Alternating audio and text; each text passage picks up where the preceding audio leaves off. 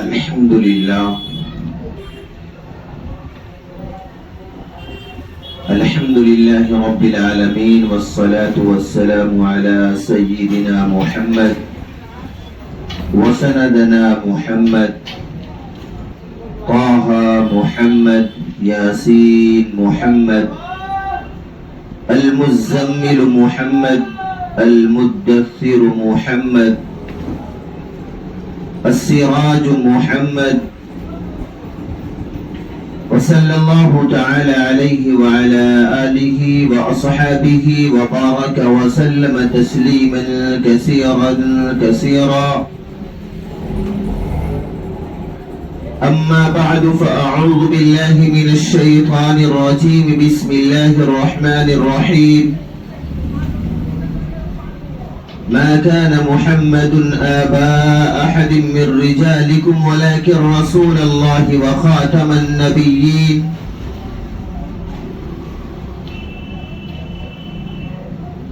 وقال الله سبحانه وتعالى في الكلام المجيد والفرقان الحميد وما أرسلناك إلا رحمة للعالمين وقال النبي صلى الله تعالى عليه وسلم يصبح مؤمن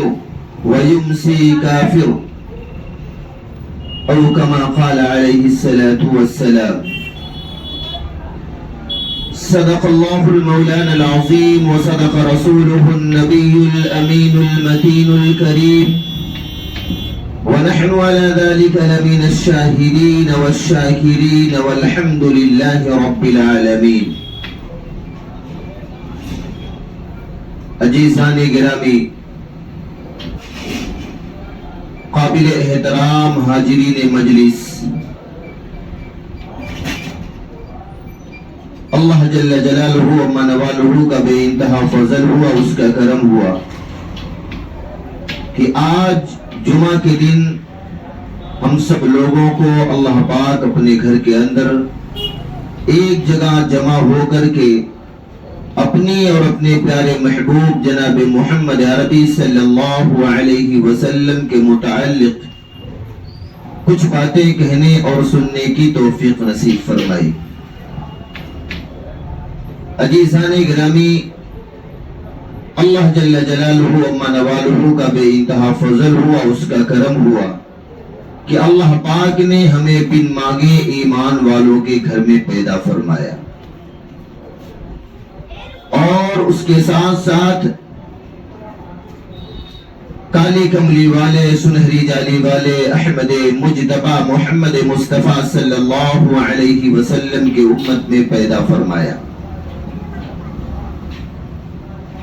عزیزان گرامی، یہ ہمارے لیے قابل فخر کی بات ہے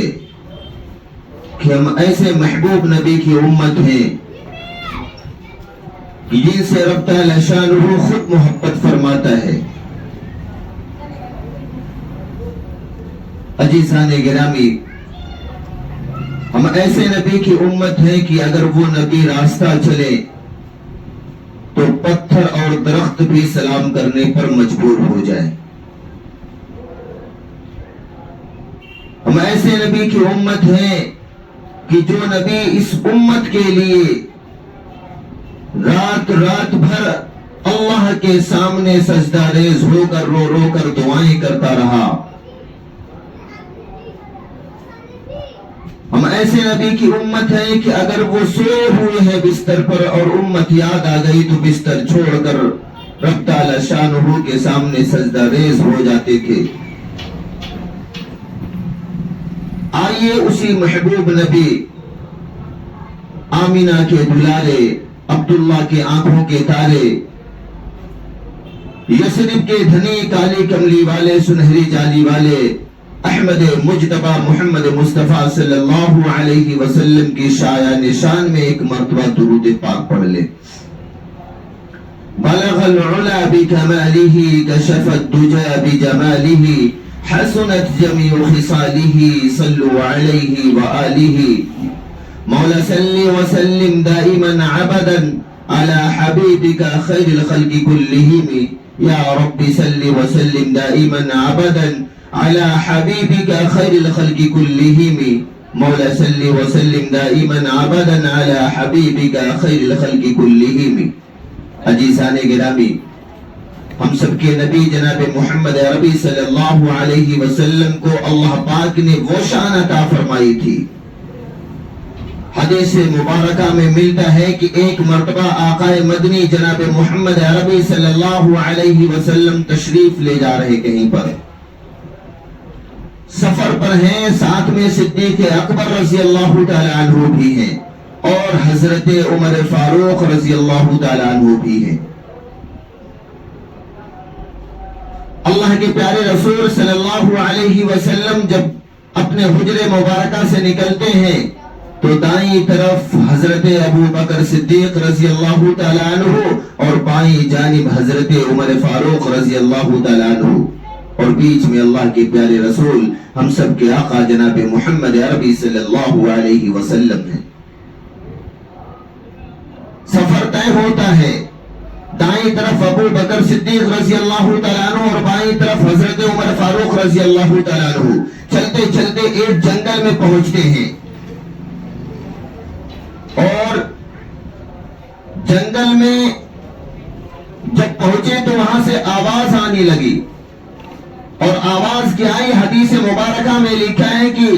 آواز آئی السلام علیکہ یا رسول اللہ، السلام علیکہ یا نبی اللہ، السلام علیکہ یا حبیب اللہ۔ حضرت عمر فاروق رضی اللہ تعالیٰ عنہ گھبرا گئے اور وہ حضرت ابو بکر صدیق رضی اللہ تعالیٰ عنہ کی طرف دیکھنے لگے۔ حضرت ابو بکر صدیق رضی اللہ تعالیٰ عنہ حضرت عمر فاروق رضی اللہ تعالیٰ عنہ کی طرف سے دیکھنے لگے کہ آخر یہ جنگل ہے، یہاں پر کون اللہ کے رسول کو سلام پیش کر رہا ہے؟ کیونکہ ہم یہاں پر تین لوگ ہیں، دائیں طرف اللہ کے پیارے رسول صلی اللہ علیہ وسلم کی دائیں طرف حضرت ابو بکر صدیق رضی اللہ تعالیٰ عنہ اور بائیں طرف حضرت عمر فاروق رضی اللہ تعالیٰ عنہ، اور بیچ میں اللہ کے پیارے رسول ہم سب کے آقا جناب محمد عربی صلی اللہ علیہ وسلم ہیں۔ حضرت ابو عمر فاروق رضی اللہ تعالیٰ عنہ حضرت ابو بکر صدیق رضی اللہ تعالیٰ عنہ سے پوچھا کہ آپ نے سلام کیا ہے؟ حضرت ابو بکر کہنے لگے نہیں، مجھے بھی آواز آئی لیکن معلوم نہیں کس نے سلام کیا ہے۔ پھر تھوڑا سے آگے بڑھتے ہیں، پھر واپس آواز آتی ہے السلام علیکہ یا نبی اللہ، السلام علیکہ یا رسول اللہ، السلام علیکہ یا حبیب اللہ۔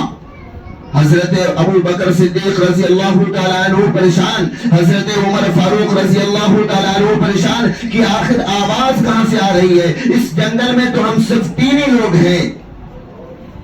حدیث کی کتابوں میں لکھا ہے کہ حضرت ابو بکر صدیق رضی اللہ تعالیٰ عنہ آگے بڑھتے ہیں اور عرض کرتے ہیں یا رسول اللہ صلی اللہ علیہ وسلم، جو ہم لوگ سن رہے ہیں، جو میں سن رہا ہوں اور حضرت عمر فاروق رضی اللہ تعالیٰ عنہ بھی سن رہے ہیں، کیا وہ آپ سنتے ہیں؟ اللہ کے رسول صلی اللہ علیہ وسلم نے مسکرا کر فرمایا، حدیث کی کتابوں میں لکھا ہے کہ اللہ کے رسول صلی اللہ علیہ وسلم جب مسکراتے تھے تو پتہ چلتا تھا اندھیری رات میں 14ویں رات کا چاند نکل گیا ہو۔ اللہ کے رسول صلی اللہ علیہ وسلم مسکرانے لگے اور کہنے لگے کہ ہاں ابو بکر عمر، مجھے معلوم ہے کہ یہ سلام کہاں سے آ رہا ہے، یہ سلام کرنے والا کون ہے؟ اے ابو بکر عمر، یہ سلام کوئی اور نہیں کر رہا بلکہ یہ جنگل کے اندر وہ پتھر ہے، میں اس پتھر کو پہچانتا ہوں، وہ پتھر مجھے پہچانتا ہے، اور وہ پتھر جب مجھے دیکھا تو وہ سلام کر رہا ہے۔ میں نے کہا کہ اللہ کے رسول صلی اللہ علیہ وسلم وہ پتھر آپ کو پہچانتا ہے؟ کہ ہاں۔ اللہ کے رسول نے فرمایا وہ مجھے پہچانتا ہے کہ میں اللہ کا رسول ہوں، اللہ کا محبوب نبی ہوں، اللہ کا محبوب بندہ ہوں۔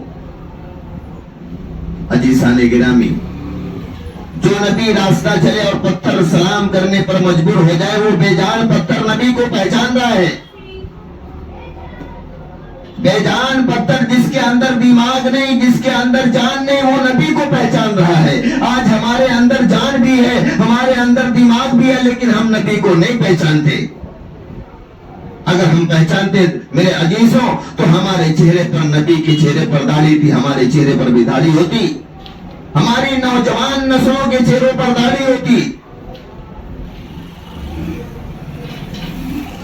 اگر ہم آج اپنے محبوب نبی کو پہچانتے تو ان کے لباس کو ہم اپنا لیتے، آج ہمارے لباس جگہ جگہ سے پھٹے نہیں ہوتے، فیشن کے نام پر پھٹے نہیں ہوتے۔ اگر ہم اپنے محبوب جناب محمد عربی صلی اللہ علیہ وسلم کو پہچان لیتے، اپنے نبی کو پہچان لیتے، تو ہم ایک وقت کی نماز بھی قضا نہیں کرتے۔ لیکن ہم نے اپنے نبی کو نہیں پہچانا۔ وہ بے جان پتھر نبی کو پہچان رہا ہے، اور نبی کو پہچاننے کے بعد جس کے اندر دماغ نہیں، جس کے اندر روح نہیں، وہ سلام کرنے پر مجبور ہو جاتا ہے۔ میرے عزیزو، ارے یہ وہ امت ہے کہ اللہ کے سامنے بارگاہ خداوند کے سامنے اپنے ہاتھوں کو اٹھا دے تو ہواؤں کا رخ بدل دے۔ ہم ایسے محبوب نبی کی امت ہے کہ ہم بڑے سے بڑے ظالم کو بھی شکست دے سکتے ہیں۔ عزیزان گرامی، وحد کا موقع تھا۔ اللہ کے رسول صلی اللہ علیہ وسلم نے ارشاد فرمایا کہ وحد میں چلو، وحد میں چلو، اللہ تمہارے گناہوں کو معاف کرے گا، اللہ جنت عطا فرمائے گا۔ جب اللہ کے پیارے محبوب جناب محمد عربی صلی اللہ علیہ وسلم کا اعلان ہوا، سارے صحابہ ذوق در ذوق نکلنے لگے وحد میدان میں جانے کے لیے۔ ایک بڑے غریب صحابی ہیں، اور ان کے گھر میں ان کے علاوہ کوئی نہیں، ایک بوڑھی ماں ہے۔ ایک جھوپڑی کے اندر رہتے تھے۔ بوڑھی ماں بڑی ضعیف تھی، کمزور تھی، لاغر تھی۔ یہ کہیں سے کاروبار سے کر کے آتے تھے تو اپنے ماں کے کپڑے کو خود چینج کرتے تھے، ماں کے کپڑے کو خود دھلا کرتے تھے، ماں کے بدن کو پوچھتے تھے، کپڑے چینج کرواتے تھے، اور کھانا بنا کر اپنے ہاتھوں سے نرم نرم روپ میں بنا کر اپنے ماں کے منہ کے اندر ڈالا کرتے تھے۔ اپنی ماں کی خوب خدمت کرتے تھے۔ نوجوان صحابی ہیں۔ جب اللہ کے پیارے محبوب ہم سب کے آقا جناب محمد عربی صلی اللہ علیہ وسلم نے اعلان فرمایا کہ وحد میدان میں چلو، اللہ تمہارے گناہوں کو معاف کرے گا، اللہ جنت عطا فرمائے گا، وہ صحابی، نوجوان صحابی بھی نکل گئے۔ حدیث کی کتابوں میں ملتا ہے کہ ان نوجوان صحابی کا نام تھا حضرت مالک رضی اللہ تعالی عنہ۔ وہ بھی نکل گئے اور احد میدان میں پہنچے۔ لڑائی زور و شور سے ہوئی۔ حدیث کی کتابوں میں لکھا ہے کہ حضرت مالک رضی اللہ تعالیٰ عنہ کو شہید کر دیا گیا، وہ شہید ہو گئے۔ اللہ کے پیارے رسول صلی اللہ علیہ وسلم نے نماز جنازہ خود پڑھائی، اور قبرستان کے اندر ہم سب کے آقا جناب محمد عربی صلی اللہ علیہ وسلم خود اترے اور اپنے ہاتھ مبارک سے، نبوت والے ہاتھ سے حضرت مالک رضی اللہ تعالیٰ عنہ کو قبر کے حوالے کیا۔ عزیزان گرامی، وحد میدان سے لوگ واپس آنے لگے۔ حضرت مالک رضی اللہ تعالیٰ عنہ کی بوڑھی اماں ہاتھ میں لکڑی کا سہارا لے کر کے، لکڑی ڈنڈا لے کر کے ایک دیوار سے کھڑے ہو کر کے ٹیک لگا کر اپنے بیٹے کو دیکھ رہی تھی۔ جب سنی کہ وحد میدان سے سب لوگ آ رہے ہیں، یہ پریشان ہو گئی اور اپنے گھر سے نکل کر باہر نکلی اور ہاتھ میں لکڑی کا سہارا لے کے ایک دیوار کا ٹیک لگا کے کھڑی ہے، اور وحد میدان سے جتنے لوگ آ رہے ہیں سب سے پوچھتی ہے، این ابن مالک، این ابن مالک، میرا بیٹا مالک کہاں ہے، میرا بیٹا مالک کہاں ہے؟ میں اپنے بیٹے کے لیے بڑی بے قرار ہوں، میرے آنکھوں کی ٹھنڈک تھا، میرے دلوں کا سرور تھا، وہ میرے ہر چیز کا خیال رکھتا تھا، وہ اپنے ہاتھوں سے مجھے کھانا کھلاتا تھا، اپنے ہاتھوں سے میرے بدن کو پوچھتا تھا اور میرے کپڑے چینج کرتا تھا، اپنے ہاتھوں سے میرا بیٹا میرا کپڑا دھلا کرتا تھا، میرا بڑا خیال رکھتا تھا۔ وہ میرا بیٹا کہاں ہے نبی ابن مالک، میرا بیٹا کہاں ہے، میرا بیٹا کہاں ہے؟ لوگ آتے تھے اور کہتے تھے کہ اللہ کے پیارے رسول صلی اللہ علیہ وسلم پیچھے آ رہے ہیں، ان سے پوچھ لیجئے۔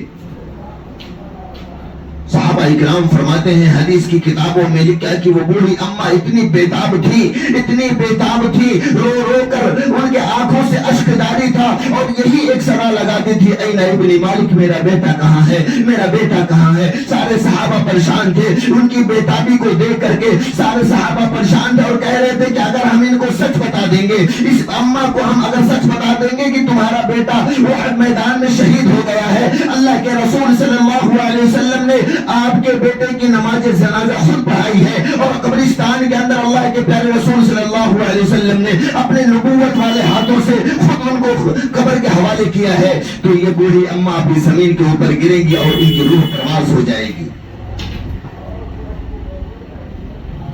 حدیث کی کتابوں میں لکھا کہ اللہ کے پیارے رسول صلی اللہ علیہ وسلم جب پہنچتے ہیں, وہ بوڑھی اما لکڑی کا سہارا لے کر کے آنکھوں میں اشک کی لڑیاں بہ رہی تھی, اشک کی لڑیاں بہ رہی تھی اور آنکھوں سے اشک جاری تھا. وہ اللہ کے رسول صلی اللہ علیہ وسلم کے پاس پہنچتی ہے اور کہتی ہے کہ این ابن مالک, یا رسول اللہ این ابن مالک, اے اللہ کے پیارے رسول صلی اللہ علیہ وسلم میرا بیٹا مالک کہاں ہے, میرا بیٹا مالک کہاں ہے جو میرا بڑا خیال رکھتا تھا. اے اللہ کے رسول صلی اللہ علیہ وسلم میرا اس کے علاوہ کوئی نہیں ہے, میرے آنکھوں کی ٹھنڈک میرا بیٹا تھا, میرے دل کا سرور میرا بیٹا تھا, میرے بھوک کا انتظام میرا بیٹا کیا کرتا تھا, اپنے ہاتھوں سے نرم لقمے بنا بنا کے مجھے کھلایا کرتا تھا, میرے بدن کو وہ پوچھتا تھا اور کپڑے چینج کراتا تھا, اپنے ہاتھوں سے میرے کپڑے کو دھلا کرتا تھا, اس کے علاوہ اس دنیا میں میرا کوئی نہیں ہے. اے اللہ کے رسول صلی اللہ علیہ وسلم آپ بتلا دیجئے این ابن مالک, میرا بیٹا مالک کہاں ہے. اللہ کے پیارے رسول صلی اللہ علیہ وسلم جب اس بوڑھی اما کی طرف کو دیکھتے ہیں, اس بوڑھی اما کی بے قراری کو دیکھتے ہیں,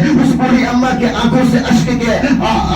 دیکھتے ہیں کہ ان کے آنکھوں سے اشک جاری ہے. بوڑھی اما بڑی بےتاب تھی. اللہ کے رسول صلی اللہ علیہ وسلم نے فرمایا اگر میں یہ کہہ دیتا ہوں کہ تمہارا بیٹا شہید ہو گیا ہے, وہ ہر میدان میں تمہارا بیٹا شہید ہو گیا ہے, میں نے خود جنازے کی نماز پڑھائی ہے اور میں نے ان کو خود قبرستان کے حوالے کیا ہے, تو ابھی بوڑھی اما زمین کے اوپر گریں گے اور ان کی روح پرواز کر جائے گی. اللہ کے پیارے رسول صلی اللہ علیہ وسلم کی ذات اقدس پر قربان جائیے, انہوں نے فرمایا اے بوڑھی اما پریشان مت ہوئیے, پیچھے ابو بکر آ رہے ہیں, ابو بکر سے پوچھ لیجئے. اللہ کے رسول صلی اللہ علیہ وسلم نے فرمایا ابو بکر پیچھے آ رہے ہیں, ان سے پوچھ لیجئے, وہ تمہارے بیٹے کی خبر بتا دیں گے, وہ تمہارے بیٹے کا پتہ بتلا دیں گے. اللہ اتنا فرما کر اللہ کے رسول صلی اللہ علیہ وسلم وہاں سے چلے گئے, اور جتنے صحابی آتے تھے, جتنے صحابی اس راستے سے آتے تھے, وہ بوڑھی اما سب سے پوچھا کرتے تھے این ابن مالک, این ابن مالک, این ابن مالک, میرا بیٹا مالک کہاں ہے جو میرے آنکھوں کی ٹھنڈک تھا, جو میرے دل کا سرور تھا, جو میرے بھوک کا انتظام کیا کرتا تھا, اپنے ہاتھوں سے نرم نرم لقمے بنا کے مجھے کھلایا کرتا تھا, میرے بدن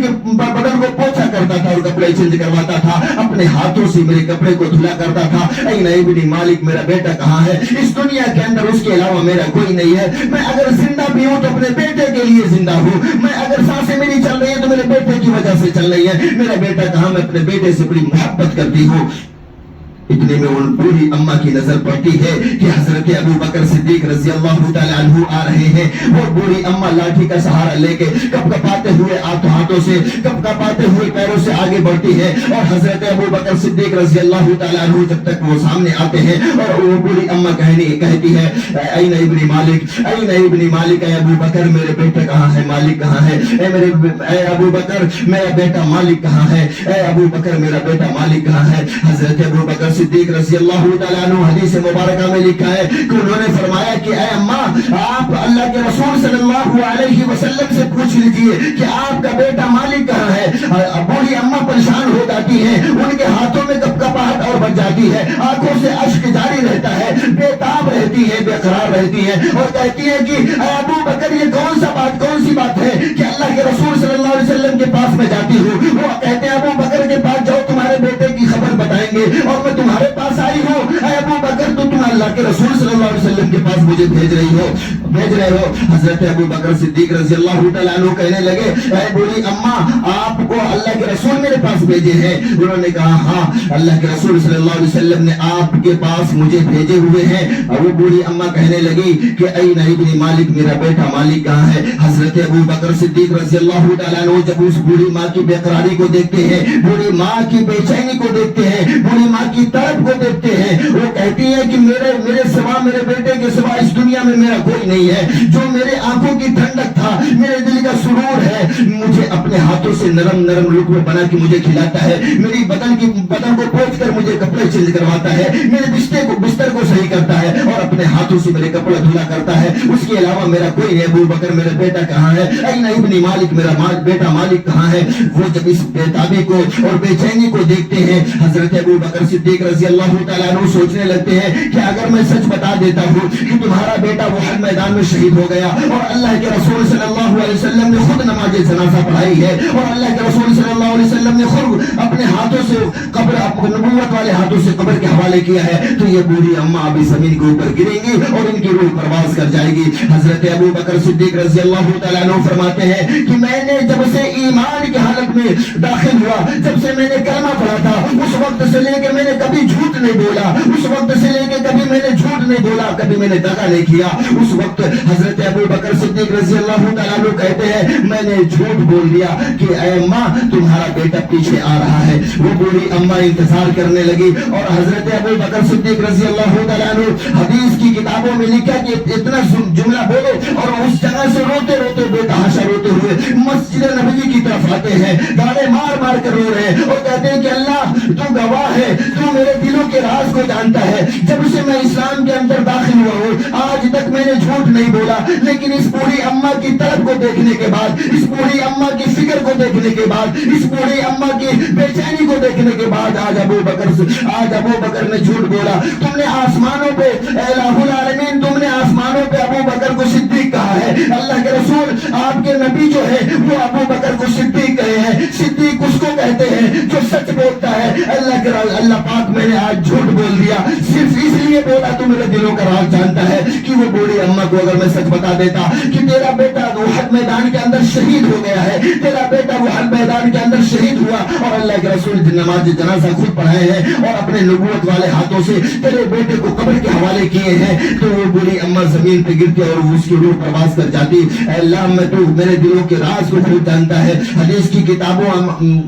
کتابوں میں آیا ہے کہ وہ بوڑھی اماں کی طرف سے نکلتے ہیں اور مسجد نبوی میں پہنچتے ہیں۔ حضرت ابو بکر صدیق رضی اللہ تعالیٰ مسجد نبوی کے اندر گھستے ہیں تو دیکھتے ہیں بہت سارے صحابہ بیٹھے ہوئے ہیں اور حدیث کی کتابوں میں لکھا کہ یہ ایک کونے میں گئے اور اللہ کے سامنے سجدہ ریز ہو گئے اور اتنی رو رو کے دعائیں کرنے لگے کہ اللہ الہ العالمین تو میرے دلوں کے راز کو جانتا ہے، تو نے دونوں انگلیوں کے بیچ میں میرے دلوں کا ہے، پورے دنیا کے انسان کے دل ہے، اگر تو جس کو چاہے پلٹ سکتا ہے۔ الہ العالمین میں نے اس لیے اس بوڑھی اماں سے جھوٹ بولا تھا کہ وہ ابھی زمین پہ گریں گے اور ختم ہو جائیں گی، میں نے اس کی بے قراری کو دیکھ کر کے، اس کی بے چینی کو دیکھ کر کے میں صرف اس لیے جھوٹ بولا۔ اور تو آسمانوں پہ مجھے صدیق کہہ کے پکارتا ہے، تو تیرا نبی مجھے صدیق کہہ کے پکارتا ہے، عمر مجھے صدیق کہہ کے پکارتا ہے، عثمان مجھے صدیق کہہ کے پکارتا ہے، یہاں تک کہ مکہ اور مدینہ کے سارے صحابہ مجھے صدیق کہہ کے پکارتے ہیں، لیکن آج یہ صدیق ایک جھوٹ بول دیا۔ آج جس کو صدیق کہتے ہیں آسمان پہ، آپ جس کو صدیق کہتے ہیں وہ زمین پہ جھوٹ بول دیا۔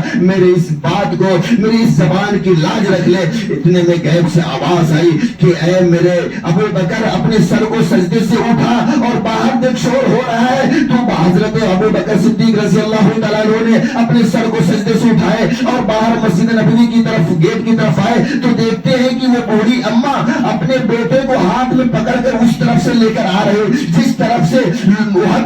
احد میدان سے لوگ صحابہ اکرام آ رہے تھے۔ اتنے میں پھر واپس جب حضرت ابو بکر صدیق رضی اللہ تعالیٰ عنہ کی نظر پڑی کہ وہ اپنے بیٹے کو لے کر آ رہے اور سارے صحابہ جوش میں نعرے لگا رہے، حضرت ابو بکر صدیق رضی اللہ تعالیٰ عنہ حدیث کی کتابوں میں لکھا ہے واپس سجدے میں آ جاتے ہیں اسی جگہ پر اور لوٹ پوٹ کرنے لگتے ہیں اور کہتے ہیں کہ الہ العالمین میں یہ نہیں سمجھتا تھا کہ تو ابو بکر کی بات کو تو اتنا کام کر دے گا کہ جس آدمی کا جنازہ، جس صحابی کا جنازہ اللہ کے رسول نے خود پڑھایا ہو، جو صحابی احد میدان میں شہید ہو گیا ہو، جس صحابی کو اللہ کے رسول نے اپنے نبوت والے ہاتھوں سے سپرد خاک کیا ہو، اس صحابی کو قبر سے زندہ تم نکال کے اس کی ماں کے حوالے کر دے گا۔ ابو بکر بڑا گنہگار ہے، اللہ کے رسول ابو بکر نے جھوٹ بول دیا۔ غیب سے آواز آئی کہ اے ابو بکر تو ہی نہیں، قیامت تک آنے والا میرا اس نبی کا کوئی بھی امتی اگر اس طریقے سے گڑ گڑا کے تڑپ کے دعائیں مانگے گا میں ہر ناممکن کو ممکن کر دوں گا۔